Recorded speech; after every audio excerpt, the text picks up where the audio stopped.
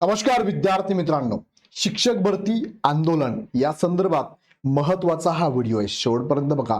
आंदोलन करण्याची गरज का पडते, या आंदोलनामध्ये प्रमुख मुद्दे काय आहेत, जवळपास 10 प्रमुख मुद्दे त्यांनी इथे मांडलेले आहेत.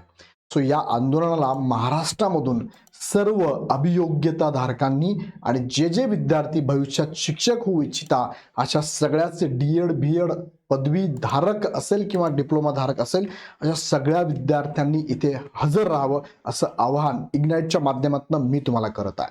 सो विद्यार्थी मित्रांनो, शिक्षकांबद्दल इग्नाइट अकॅडमी नेहमी भावनिक आहे. इग्नाइट अकॅडमी शिक्षकांच्या पाठीशी आहे आणि शिक्षकांबद्दल चांगल्या गोष्टी जर होत असेल आणि त्याची मागणी जर होत असेल तर त्यासाठी इग्नाइट अकॅडमी तुम्हाला जाहीर पाठिंबा करते. आजचा व्हिडिओ त्याच्यासाठीच आहे की इग्नाइट अकॅडमीच्या सर्व टीमच्या माध्यमातून मी एक प्राथमिक स्वरूपामध्ये या आंदोलनाला पाठिंबा देतोय आणि ह्या आंदोलनातले प्रमुख मुद्दे काय थोडक्यात तुम्हाला या व्हिडिओच्या माध्यमातून सांगतो आणि डिटेल हे आंदोलन कुठे होणार आहे ते पण मी तुम्हाला सांगतो. चला, मुख्य मुद्द्याकडे तुम्हाला मी घेऊन जातो. बघा, या आंदोलनामधले प्रमुख जे पदाधिकारी जे आहेत या असोसिएशनचे, हे सगळे पदाधिकारी इग्नाइट अकॅडमीला भेटून गेले.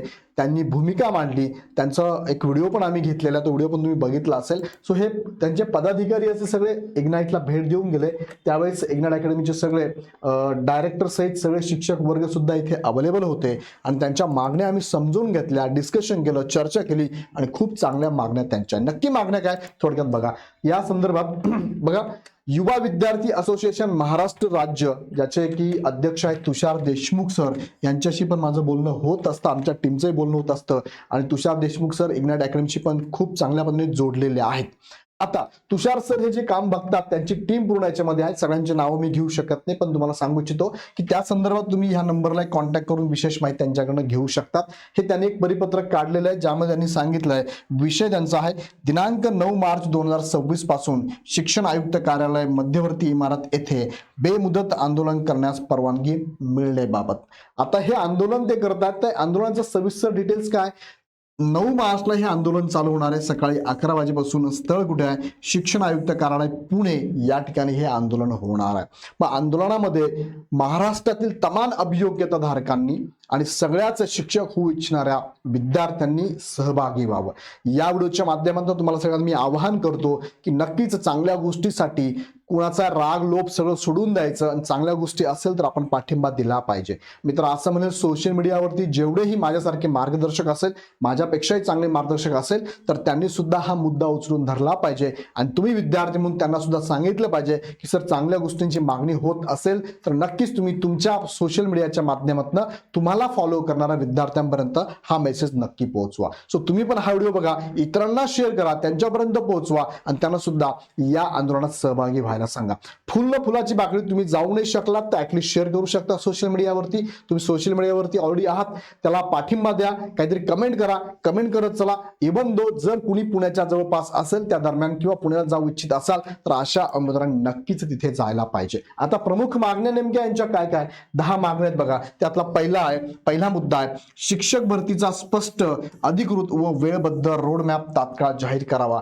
गेले कित्येक महिन्यांपासून शिक्षक भरती होणार, संच मान्यता होणार, अतिरिक्त झालेला आहे, समायोजन झालेलं आहे, त्यानंतर तुमची केंद्रीभूत शाळा होणार आहे, समूह शाळा चालवणार आहे, कन्या विद्यालय बंद होणार आहे, परत येथे शिक्षकेतर कर्मचाऱ्यांचं पण अतिरिक्त त्यांचं समायोजन होणार आहे. परत सांगितलं जातं सिंधुदुर्गाच्या पॅटर्नवरती किंवा कोकणाच्या पॅटर्नवरती संच मान्यता अशी होणार आहे, संच मान्यते निकष बदलणार आहे. हे जे काय चाललेलं आहे हे अजिबात योग्य नाहीये. स्पष्टपणे, अधिकृतपणे याचा रोडमॅप जाहीर करावा अशी पण मागणी इथे यांनी केलेली आहे.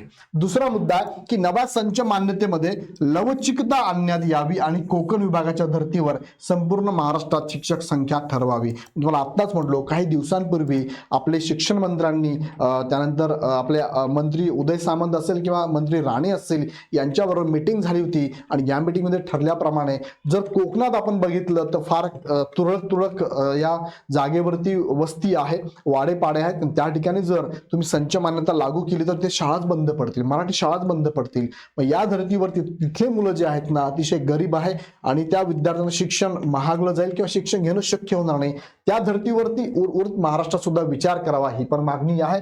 तिसरा मुद्दा यामध्ये आहे 2022 मध्ये शिक्षक सेवक म्हणून रुजू असलेल्या उमेदवारांची 2025च्या भरतीमध्ये जर पुन्हा निवड झाली तर त्यामुळे रिक्त झालेल्या जागेची जागेची विशेष फेरी घेण्यात यावी.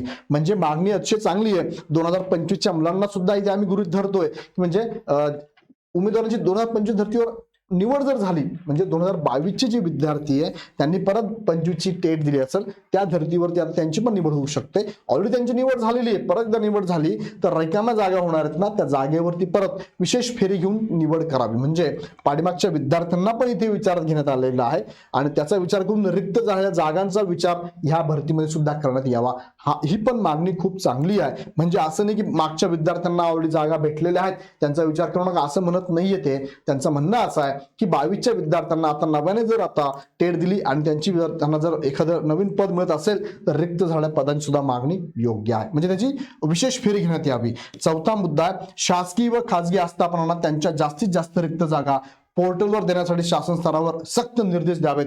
बऱ्याच ठिकाणी आपल्याला बघायला मिळतं, तुम्ही सुद्धा सांगाल की सर आमच्या जिल्ह्यामध्ये अशी ABC नावाची संस्था आहे, त्यांनी जागा असून सुद्धा पोर्टलवर ऍड दिली नाही. 2022ला असं घडलं होतं. आता असं घडू नये यासाठी शिक्षण मंडळाने किंवा शिक्षण विभागाने त्यांच्या स्तरावरती स्पष्टपणे निर्देश द्यायला पाहिजे की रिक्त जागा ह्या पोर्टलच्या माध्यमातूनच भरल्या गेल्या पाहिजे.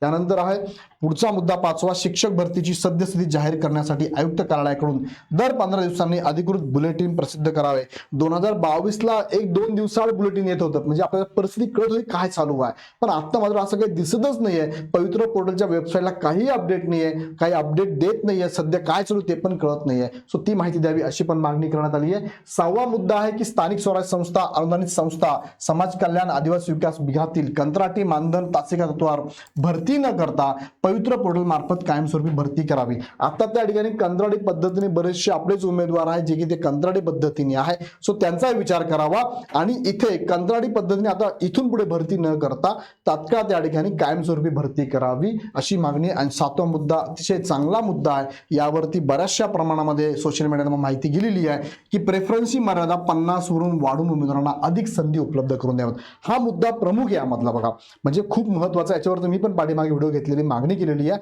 निवेदन आपण दिलेली आहे. तर प्रेफरन्स हे 50 पेक्षा जास्त असू दे ना, काही फरक पडणार नाही असं मला वाटतं. तुम्हाला काय वाटतं मला कमेंटमध्ये नक्की कळवा. ह्या मुद्द्यांविषयी तुम्हाला काय वाटतं कमेंटमध्ये तटस्थपणे प्रामाणिकपणे कळवा.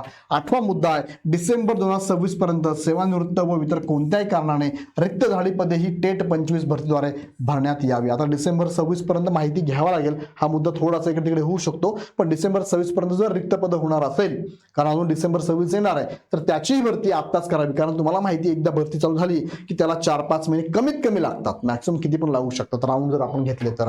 9वा मुद्दा आहे, पेसा आणि आदिवासी क्षेत्रातील आस्थापनांना त्यांचे रोस्टर तात्काळ पूर्ण करावयाचे आदेश द्यावेत. त्यातील रिक्त जागांची भरती पहिल्याच टप्प्यात करण्यात यावी. आता पेसाचा ऑलरेडी GR आलेला आहे, तो पेसामध्ये भरती होणार आहे. सो आदिवासी विभागाने त्या शाळेला निर्देश देऊन लगेच पटापट त्यांचं रोस्टर अपडेट करून राहिलेल्या जागा रिक्त जागांबद्दल कळवण्यात यावं. आणि 10वा मुद्दा, RD कायद्यानुसार रिक्त पदांच्या 90% पदभरती करण्यात यावी. 70-80% जनरली भरतात ते, पण 90% भरती करा. शिक्षक हा खूप महत्वाचा इथला समाजामधला एक व्यक्ती आहे की जो भावी पिढी घडवत असतो. सो याबद्दल तुम्ही 80% हा मुद्दा न करता इथे 90% भरती करावी ही पण मागणी आहे. ही सगळी मागणी करत असताना त्यांनी हे पण सांगितलंय की आमच्या मागण्या जर तुम्ही सिरियसली विचारात नाही घेतल्या तर भविष्यामध्ये शिक्षण मंत्री यांच्या निवासस्थानासमोर सुद्धा आम्ही तीव्र आंदोलन करू.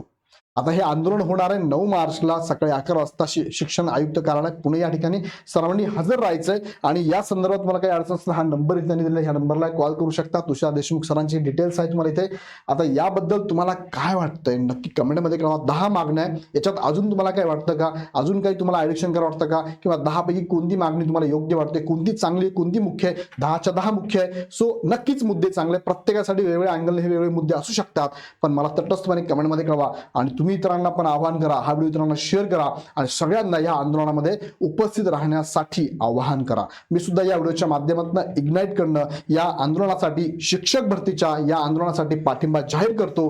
आणि तुम्ही सुद्धा या सगळ्यांना पण घेऊन या. आमची पण टीम पुण्यातली तिथे नक्कीच हजर असेल. सो तुम्हाला काय वाटतं मला कमेंटमध्ये कळवा. आवडला तर लाईक करा, इतरांना शेअर करा. पुन्हा व्हिडिओ आपण नेक्स्ट व्हिडिओमध्ये. धन्यवाद.